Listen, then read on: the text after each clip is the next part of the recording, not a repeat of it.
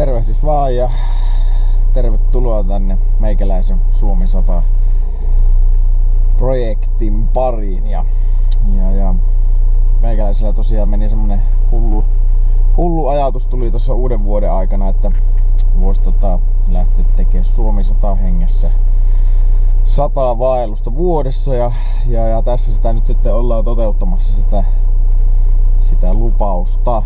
Ja kuten näkyy, niin tuolla on 23 astetta tällä hetkellä pakkasta ja 26 oli tuossa matkan varrella, kun ajelin tähän ensimmäiselle lokaatiolle, niin kyllähän se laittaa miettimään, mutta eiköhän tää tästä hyvillä varusteilla niin pärjää varmasti. Tosiaan tarkoituksena olisi käydä vaeltamassa, kävelemässä, ehkä jopa sitten osa reissusta vähän pisempiä, osa vähän lyhyempiä, mutta että 100 vaellusta joko kansallispuistossa, luonnonpuistossa, kävelyreiteillä, luonnossa juurikin, ei tietenkään kaupungissa. Ja kunhan se on merkattu reitti ja se on luonnossa tosiaan se merkattu reitti, niin se riittää minulle. Ja osa tulee varmasti olemaan sitten tässä arkisia vähän lyhyempiä, koska jos 100 reissua meinaa tehdä, niin se on 2 viikossa. Jos haluaa tehdä ne silleen suhteellisen tasaisesti, niin osa näistä reissusta on pakkokin olla vähän lyhyempi. Jotenka tämän vuoksi nyt tämä ensimmäinenkin reissu on sitten tämmönen pikkasen lyhyempi. Olen Joroisissa, ensimmäinen paikka, ja paikan nimi on Kotkat polku, Kotkat Harjun polku. Ja täältä sitten lähden trekkailemaan tämän reitin, ja se on noin 7 kilometriä pitkä. Ja jokaisesta reissusta otan Sports Trackerillä sitten aina se reiti ja kuinka pitkä se on ollut ja niin poispäin. Ja sitten laitan jotain muuta kuvaa ehkä siihen, että mikä havainnollista, että missä tämä kyseinen reitti on aina jokaisella videolla sitten ollut. Ja jokaisesta reissusta yritän tehdä video, että se on tää idea tässä nyt sitten. Mutta ei muuta kuin tervetuloa ja nauttikaa matkasta. Kiitos.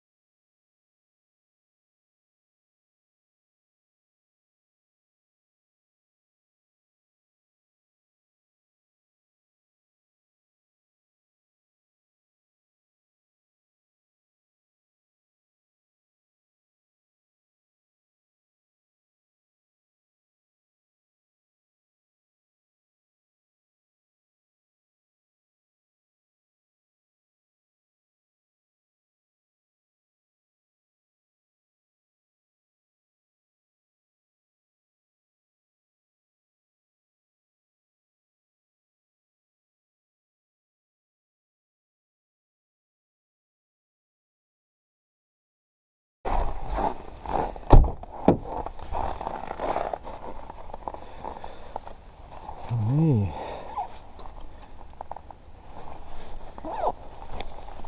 Ensimmäinen reissu on alkamaisillaan ja kohta lähtee. Kuten huomaatte, aika yksin saa olla täällä. Ei oo kukaan muu hullu lähtenyt trekkailemaan 25 asteen pakkasessa. Jotenkin en ihmettele. Laitetaan kinthaat kätöseen ja let's get rolling. Joo, elikkä Joroisissa ollaan ja minäpä näytä. Tästähän lähtee hienot frisbee golf radatkin tästä parkkipaikalta ja tuommoinen sitten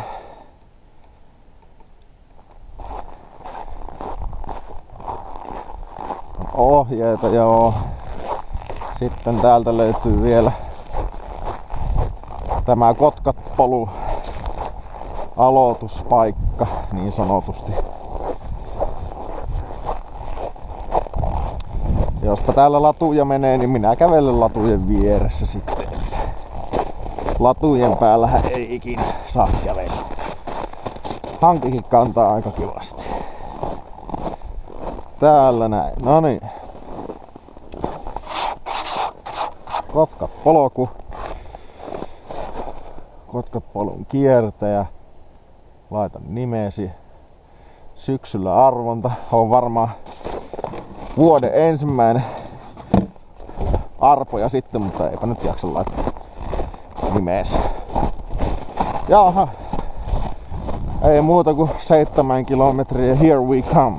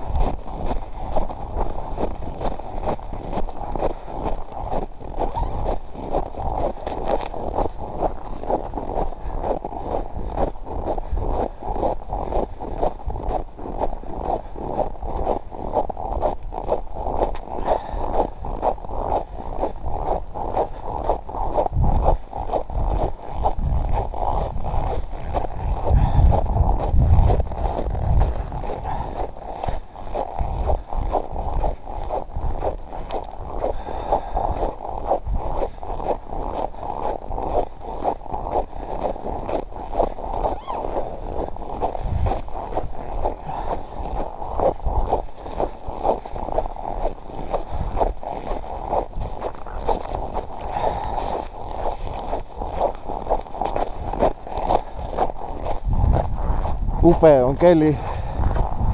Aurinko paistaa ja pikkasen on pakkasta, mutta täällä tosiaan matkan varrella tosi usein merkkejä,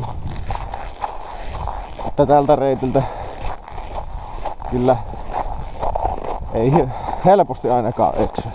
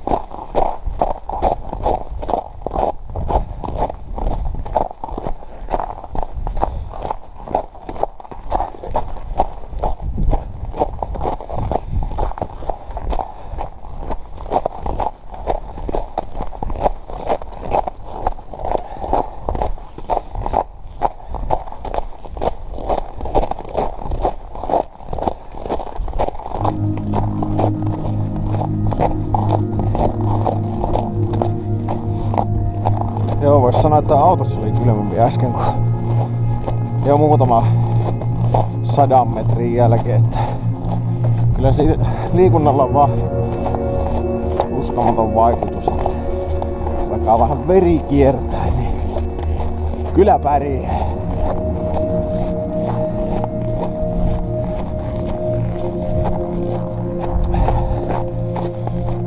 Mukavasti aurinko paistaa tuohon metikkään. Näyttää kuin olisi kullattu koko metsä.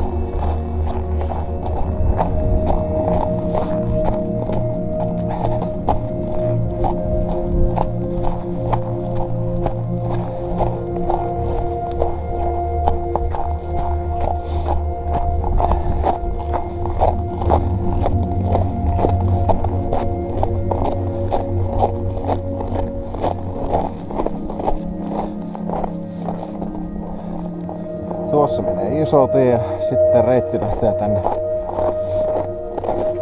varsille. Ja tämähän on tää Kotkatharjun alue on tämmöstä ylämäkiä, alamäkiä, hienoja suppia on pitkin poikin ja tää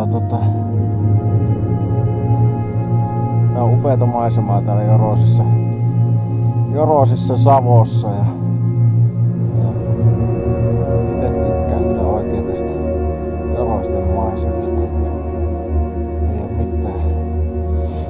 mitään niin hienompaa kuin päästä vähän kahtelemaan paikkoja. Joo.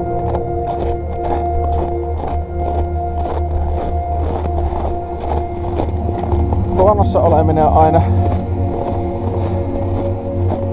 aina terapeuttista. Täällä kykenee miettimään hyvät asiat ja ehkä niitä huonojakin asioita. Jotenkin kun sitä tarpoo menemään, mitä pisempi reissu ainakin itellä on, niin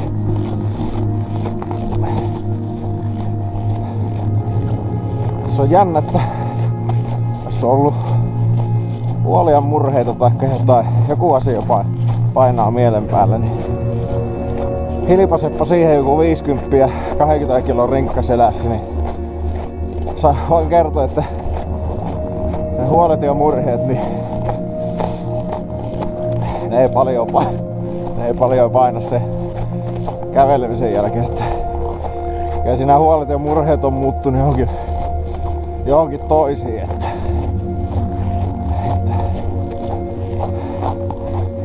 ihmisillä on liikaa aikaa tänä päivänä miettiä kaiken maailman turhuuksia, kuten myös itselläni.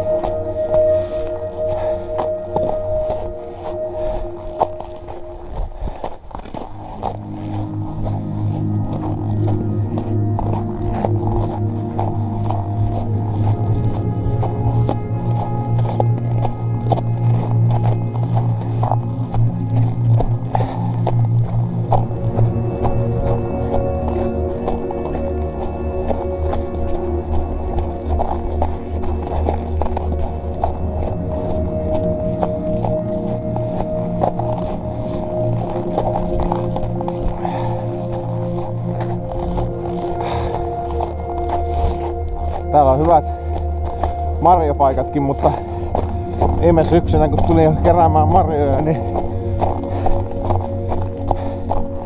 joku perkule oli jo käynyt varastamassa. Ja suomalaisillahan se sitä tarkoittaa, että vaikka joka miehen oikeuksilla saat poimia kuka tahansa ne marjat metästä, niin jos oot ite käynyt paikan kahtomassa valmiiksi ja joku muu on käynyt keräämässä ne, niin varkaudestahan se melkein menee.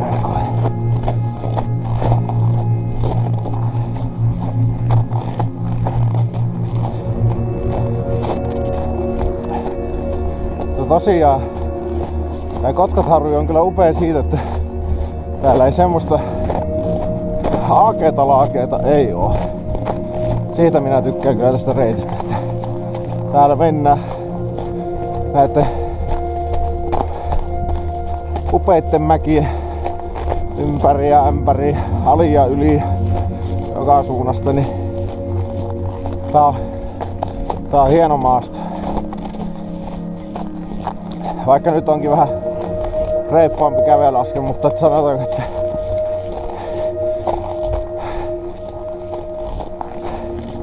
kylmä laittaa jala tassua eteenpäin, tassua toisen eteen. Vaikka nyt kyllä alkaa olla kohta hikiä, mutta eipä siinä.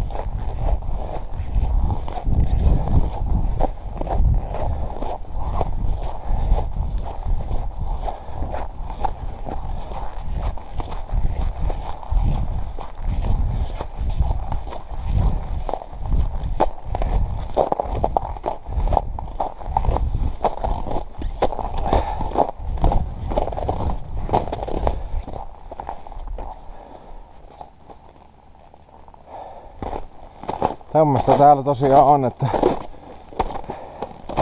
toisen mäen takana on heti tommonen jyrkänne ja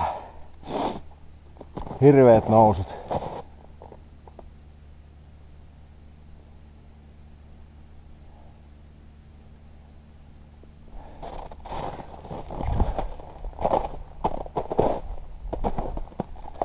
Lintunen tuossa.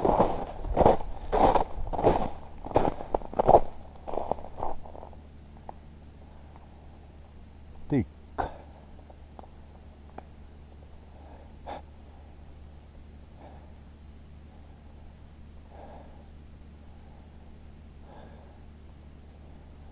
Takoo siihen malliin kun Törmälehon poika konsenaa. Ehkä silläkin on kylmä. Ehkä silläkin on kylmä, joo.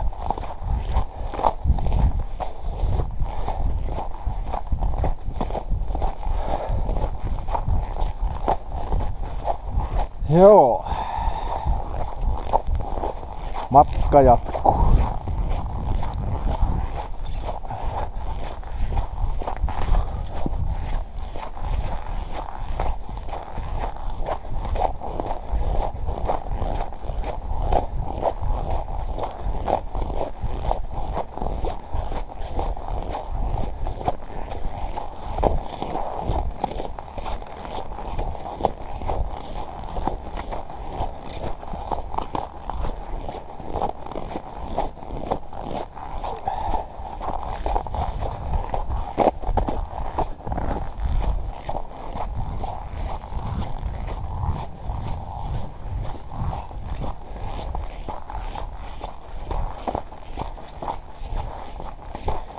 huomaatte, niin yllättävän vähän on lunta.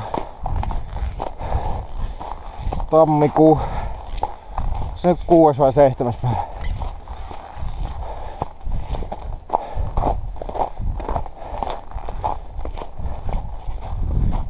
Täälläkin uuden vuoden aikaa pelkästään plussakelejä, niin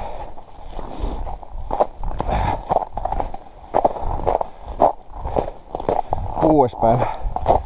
2 kilometriä. Mitä se näytti? Ei. 1,5 kilsaa vähän päälle kävelty. Niin.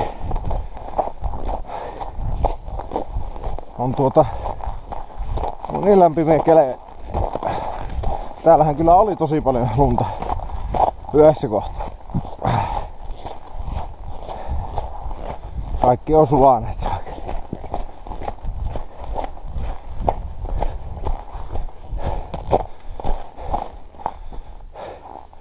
Herättää varmasti luottamusta tuommoinen ampumarata liikkuminen alueella vaarallista kyltti. Mutta älkää hätäilkö. Ja roisalaiset ei tunnetusti ammu tuntemattomia.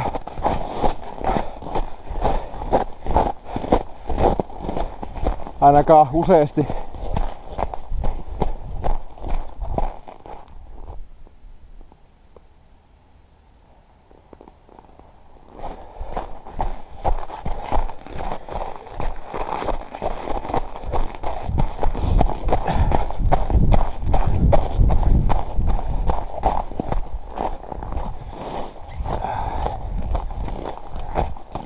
Joo. Meikäläisellä on täällä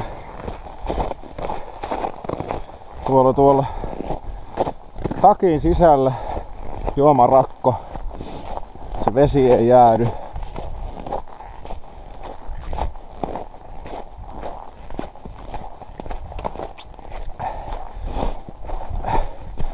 Se rakko olisi ulkopuolella, niin se vesihän jäätyisi muutamassa minuutissa. Niin tää on varma tapa pitää vesi lämpimänä.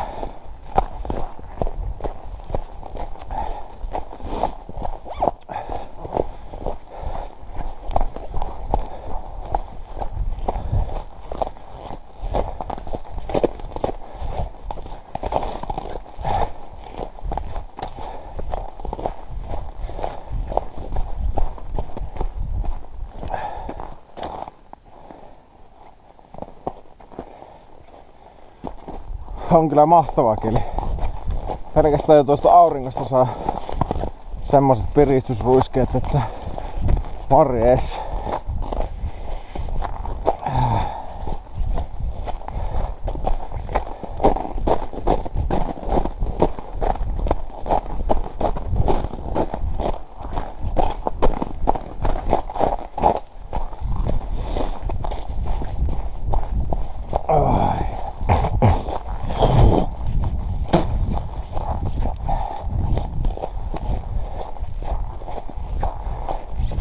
Nyt näyttää vähän semiliukkaalta, niin pitää mennä tuonne vähän sivummalle.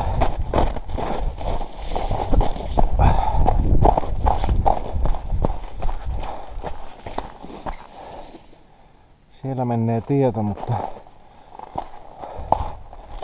hienon näköinen spotti. Mun mielestä tässä on semmoista tietyn tyyppistä suomalaista kansallismaisemaa. Taikka ylipäätään niinku erämaisemia.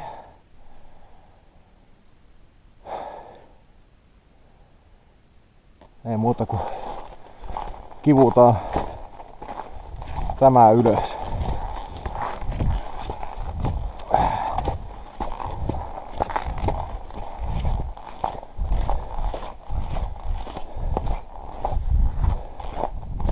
Minkä takia meikäläinen tosiaan tämmöstä projektia lähti tekemään, niin no ensinnäkin se, että saisi itestä irti. Mä kyllä vaellan joka vuosi jossain päin Suomeen, mutta että jotenkin sitä haluaisi, taikka haluaa, että ei jäisi sinne kodin uhriksi, vaan pistäisi ne kengät jalkaan ja lähtisi kävelemään. Käveleminen on kuitenkin keholle tärkeimpiä asioita, jos halutaan pitää se terveenä, niin käveleminen ja luonto, niin siinä on aika kaksi erittäin hyvää juttua. Niin ajattelin, että jos tämmöisellä jutulla, että kuvailee huvikseen ja sitten toisaalta oikeastaan tää kuvauskaan ei ollut millään tapaa alkuperäisessä tämmöisessä suunnitelmassa, vaan suunnitelma oli, että käydään nyt käydään vetämässä ne 100 reissua ja sillä saisin motivoitua. Ja sitten jälkikäteen tuli, että no, pitäisikö se kuvata jollain. Tuli hankittua sitten tämmönen GoPro-kamera. Tässä sitä nyt sitten ollaan.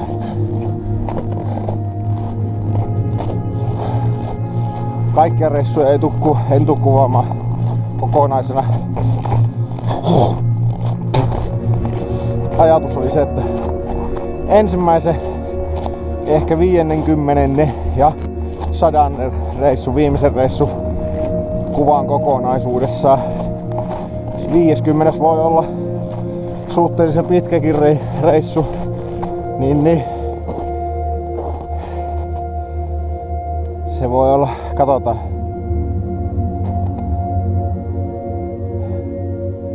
Siinä meni joko teeri tai koppelo. Kyllä on komeata maisemaa. Niin. Sitten muista reissuista tulee olemaan semmosia koosteita lähinnä.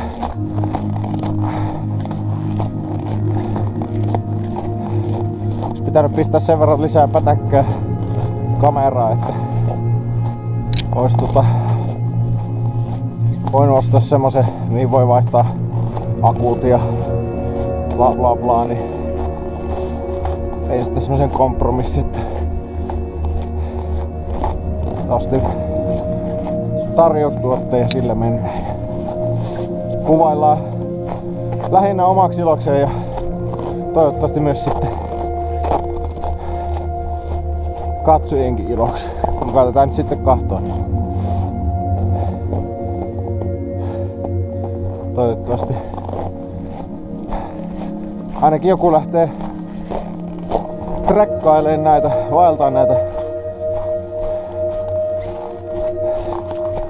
vaeltaan näitä reittejä, mitä minä tuon esille sitten. Minähän en tiedä edes, että mulla ei minkäänlaista suunnitelmaa vielä, mitkä kaikki reitit mä tuun edes vaeltaa. Meikäläinen vaeltelee sitten ne reitit, mitkä vaan tulee ensimmäisenä mieleen. Ei oo semmoista niinku 100 suunnitelmaa olemassakaan, että nämä reitit. Luultavasti kahtele töitten mukaan ja muiden mukaan, että mikä olisi sitten paras siihen hetkeen, että jos on kaukana tai jos on lokaatio kaukana, niin ei sitä kannata sitten lähteä välttämättä työviikolla semmoiseen paikkaan. Niin se vähän rajoittaa sitten niitä mahdollisuuksia. Täällä on myös näitä. Itse asiassa tästä en ole ihan varma meneekö tällä reitillä, mutta että jossain kohtaa muista on tämän saman paikan joskus aikaisemminkin kävellyt, niin täällä on jotain crossipyörin jälkiä ollut. En tiedä sitten, että saako täällä edes ajella vai muuta.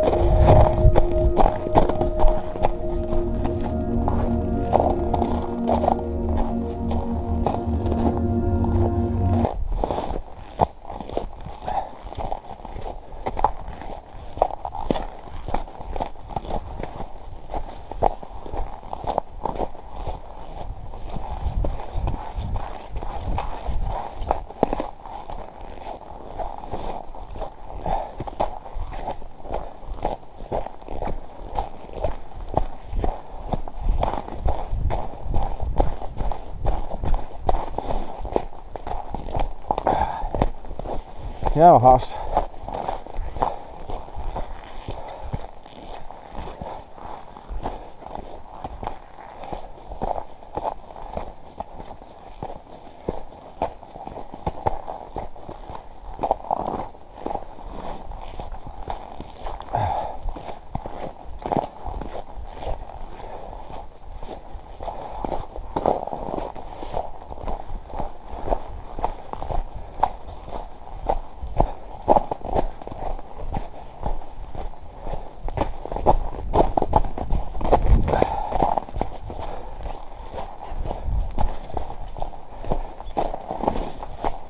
Joo.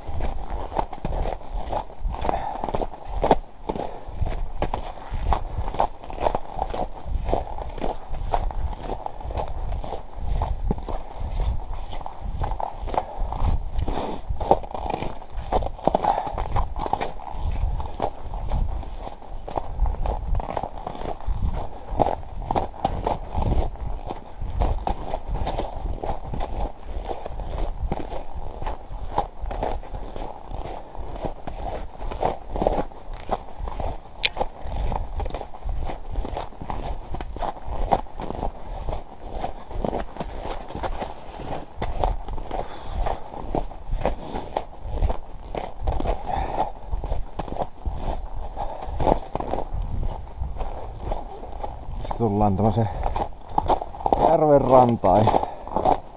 Tää on hieno paikka kyllä tämäkin.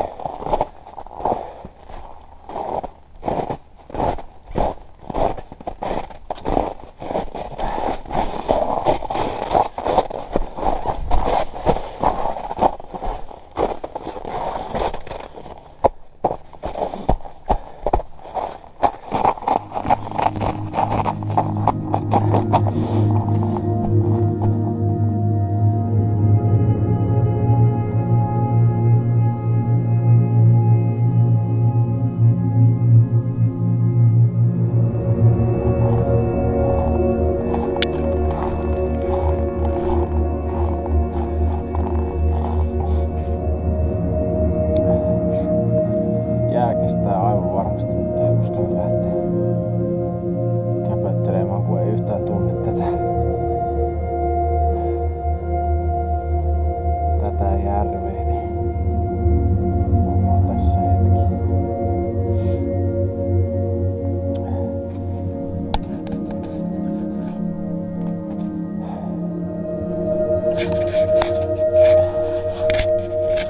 Kylmähän täällä ei tosiaan ole. Kuten varmasti huomaa, niin ei varmaan mitään parteijassa. Ihan komiat maisemat kyllä. Ei siinä mitään.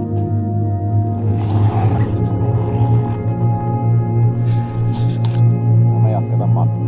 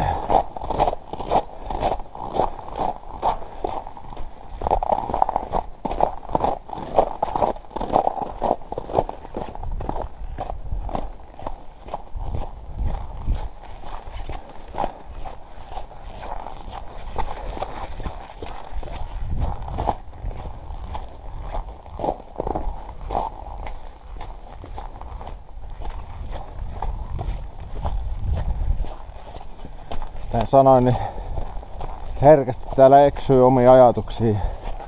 Tuossa äskenkin pääsi käymään sille, että hyvä kun enää muisti, että missä on. Kävely meni vaan automoodille ja sitä miettii vaan asioita. Ja joskus menee silleenkin, että huomaa kävelleensä pitkiäkin matkoja, että on ajatellut mitään. Niin, näinkin voi kyllä käydä sitten.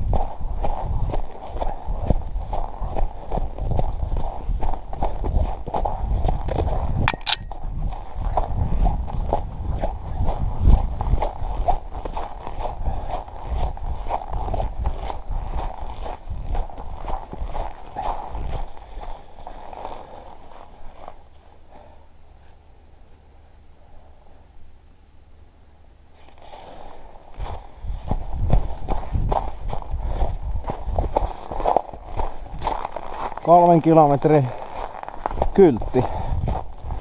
Katsotaan mitä Sports Tracker sanoo. Sports Tracker sanoo 3 kilometriä 100.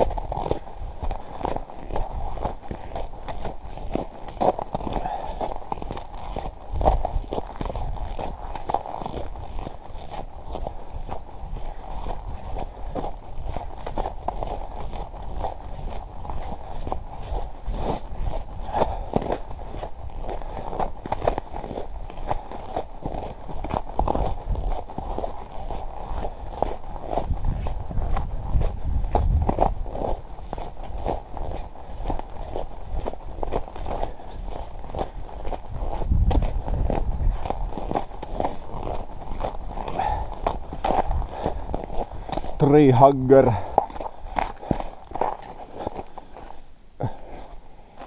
Ei ihan yllä.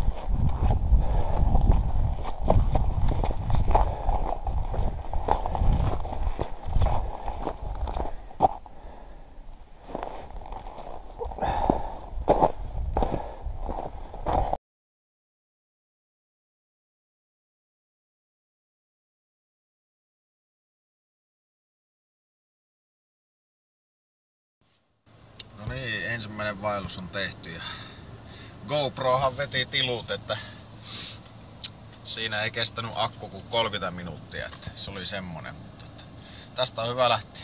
Jatketaan.